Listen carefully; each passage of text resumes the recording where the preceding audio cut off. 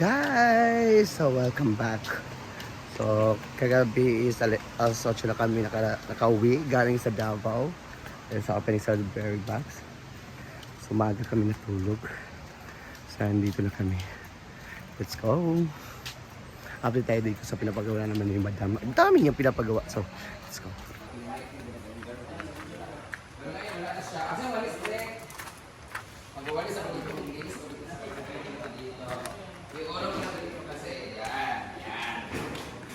Final na touch. Yan. Tapos si Argel naman, nandun lahat sa A-house. Tinanggal niya lahat ng mga budget kasi fully book kami kagabi. Thank you so much sa lahat ng mga punta. Sa lahat ng mga barangay council sa may Gitagon, maraming salamat. Salamat sa pagbigay ng puso din. So ito na yung pinaka-itsura niya guys. Dalawa dito sa harapan. Yan. Lalagyan na namin ang decoration ng iba. Ito, pansamantala. Pwede mo ito ilagay dito, Brit, no? Ano ba, pansamantala? Dito na muna siya. Ilagay. Tapos, papatungan ito. Yun mo masisira. Para pag kailangan lang na, ano siya, gagamitin siya, lalagyan na lang ng mga bulak-bulak. Pwede na. Sa mga semento kami doon, bagong order. Kasi, thank you so much RLC Hardware sa pagpa-utang. Kasi nagsisemento kami doon sa tiles, tsaka dun sa bilyaran, ipa-flooring namin silang maayos. So punta natin dito sa tiles naman. Kita pala yung ano natin. Pintor.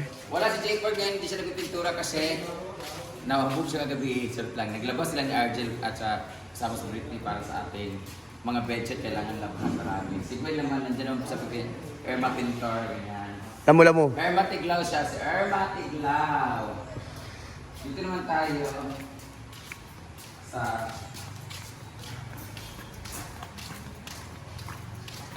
napakinabangan yung mga tiles namin dito. Papagawa kami ng bahay ni Bimbo, bahay ni Mama, bahay ni Manang. Tsaka yung ano dito, yung swimming pool. Ang daming mga tiles na sira-sira. Hindi naman siya sira. Maraming tiles ang mga tira-tira na mga hindi nagamit. So we're going to put that here. Here. Look at that! Charan! Wow! Bago na yung tiles namin dito sa ating CR. Ayan. Tapos ilagay ko siya ng salamin dito para pagpasok mo ni Alang, makita na kagad yung mukha niyo dito. Hindi pagtabok-tabok Alang ha. Dito ito tiles ko rin dito guys kasi pangit ito kasi semento dito. Hindi siya solid. Damihan yung bilang semento ha. Damihan kasi mama doon sa kabila. Dito mas daddy. Ito guys oh. Pwede po kayong mag-rent ng ganito center table. Pwede nyo pong rentahan to guys, pero wag nyo lang sirain. I-charge ko pa sa inyo. Kasi meron baka may mga event kayo, tapos lagyan nyo ng ano, wala kayong pang ano ganito. Lagyan nyo lang siya ng foam dito, tapos mga fake na bulaklak. Meron na kami mga fake na bulaklak dito. Meron na kami mga foam. Pwede kayo mag-rent. Pwede lang rentahan to, no? Pwede nyo kayo mag-rent ng chairs dito. Meron kami 100 chairs dito. Pwede nyo pong rentahan kung gusto nyo. Pero alam ko meron kami rentahan na sarili nyo. Pero ito maganda kasi, oh. Elegant siya. Ginold ko talaga siya. Hindi naman, para hindi na kailangan maglagay ng mga tela-tela kasi maglalagay ito ng bulak dito. Maganda na siya. Tsaka, very handy siya. Hindi siya mabigat. Minimalist. So, paggawa kami ng, ilan ito? 1, 2, 3, 4, 5, 6, 7, 8, 9, 10, 11, 12, 13, 14, 15 lang siya kasi 15 lang yung tables namin dito. Pwede niyo kayo mag-rent dito ng aming mga gold na mga accent na mga seat cover. Ay, Tala. Ay, tabol. Meron na kami seat covers kung gusto niyo pa mag-ano pero white lang po siya. Pero wala pa kami nung tali. So, proceed tayo. Oo. Kasi kagabi hindi matanggal-tanggal eh. Kailangan kasi namin ito guys, tinanggalin namin ng mga ilaw. Kasi sobrang liwanag, may nagiinom dito, sobrang liwanag. So, hindi sila nakapag-date ng maayos kasi may ilaw kasi. Mumay! Si Mumay, nasanay na sa mga tao kung saan-saan na siya pakalat-kalat dito, kung saan yung tao na gano'n, no? Yung pala nag-aantay na makakain din ako. But anyway, dito na tayo. Sa A-house ta. A-house. Simula nung pinutol ko yung mga kahoy-kahoy dito guys, nagkaroon na ng mga bulaklak ng ating mga pinagtatanim dito. Di ba? Mas maganda no? Kasi ito, tinanggalan namin dito, ganyan-ganyan. Mas naiinitan siya, mas nagkakaroon ng bulaklak yung ating. Ang daming nagagalit no, pinutol mo yung mga kahoy, mga sanga-sanga. Kasi alam yung salitang pruning. Every trees, you need to prune that para yung nutrients, ang vitamins niya, ma-focus dun sa gusto mo pag-anuhan. Kani kagaya niya, pinutol ko to dito. Pinutol ko to dito. Para wala nang tutubuan na sanga dito, kagaya tatanggalin natin. Para dito yung magiging ano niya. Kagaya nito, ang ganda-ganda oh. Tingnan niyo mga pagkikab oh. Charan! Oh. Diba, pinutol yung ilalim, gumanda yung taas. Tapos, makikita mo yung scenery sa ilalim at mas malinis siya. Yun ang gagawin talaga para mas maganda tingnan. So, pinutol ka yung mga ilalim dito lahat-lahat. Para yung tree ito, ganyan, pinutol ko. Para ma-focus yung tubo dito. Kasi nahahati yung nutrients ng halaman dun sa mga sanga na unwanted na siya, medyo unnecessary. So, tutubo siya dito. Ayan, ganyan. Para mas maganda tingnan. O, diba? Tapos dito, kailangan din kasi mainitan yan talaga. So, gaya ng mga nandun, o pinutol ko, pero hindi naman siya maganda tingnan. Ito, ganyan. Ito, napatulog ko dito.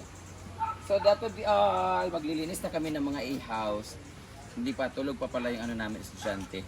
Kota-kota kami dito guys, sa buong A-house. Ang nagbabantay dito, ang nagtatrabaho dito, ay ang na-assign sa bedsheet ay si Milo or si Dodong. Siya yung pamangkin ko, so, nag-aaral siya. So pagising niya, bago punta ng school, papalitan muna niya dito yung mga nagamit na bago punta ng school. Tapos pag uwiin niya, papalitan niya yung mga nagamit na may iba naman yung tagabantay sa entrance, si Manang JJ naman, pinsan ko. Si Pudoy naman yung pinsan ko, yung dito naman na-assign sa swimming pool, parang lifeguard. Yung mga babae naman yung tagalinis dito all around, pati sila Lingling. Lingling naman na focus naman sa pag-aasikaso dito at pagpapakain ng aking mga aso. Tapos si Bimbo naman tag-supervise, si Donna naman sa tindahan nila. So lahat kami hati-hati dito. Then tulong-tulong na kami mga bakla sa paglalaba, pag-change ng pag sino yung wala sa kanilang mga designated area.